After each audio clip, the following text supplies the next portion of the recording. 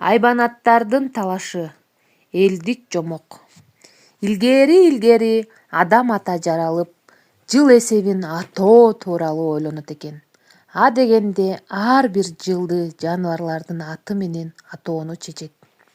Анан бул оюн бүткүл жаныбарларга жарыя кылып айтат. Жарыя боюнча 13 жаныбар, үй айбандардан 6, талаа жаныбарларынан 6 жана суу жаныбарларынан 1 чакырган жерге келишет. Алар төө, уй, жолборс, коён, балык, жылан, жылкы, кой, маймыл, тоок, ит жана доңуз экен. Эмесе мындай деп адам ата жаныбарларга жыл башы болуунун шартын билдирет. Ким таң эрте уктабай күндүн нурун биринчи көрсө, ошол жаныбар жылдын башы болуп аталат. Уктап калганга эч нерсе жок. Адам атанын бул сөзүн уккан жаныбарлар мен биринчи болуп күндүн нурун көрөм, мен жыл башы болом деп өз ара талашып, баары катар тизилип уктабай таң атышат. Баарынан бою бийик төө гана. Менден башка ким жылдын башы боло алмак эле?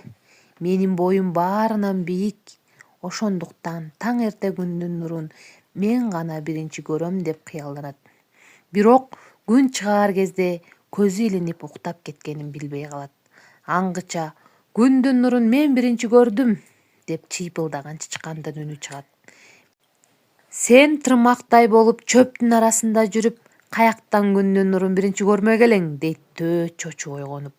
Бирок ары бери караса чычкан көрүнбөйт. Көрсө чычкандын үнү төөнүн төбөсүнөн угулуп жатыптыр. Ал төөгө билгизбей эчак эле анын төбөсүнө чыгып алган экен. Чычкандын мунусу жарабайт. Ал менин төбөмө чыгып алыптыр деп буркулдап, ачууланып айкырат төө. Бирок адам ата өз сөзүнө турат. Ошентип адам ата күндүн нурун биринчи көргөн чычканды жыл башы кылып атаптыр.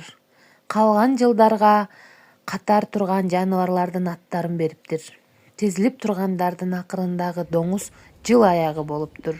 Баягы менин боюм бийик, ошондуктан күндүн нурун мен гана биринчи көрөм, мен жыл башы болом деп мактанган төөгө бир дагы жыл аты тийбей куру калган экен.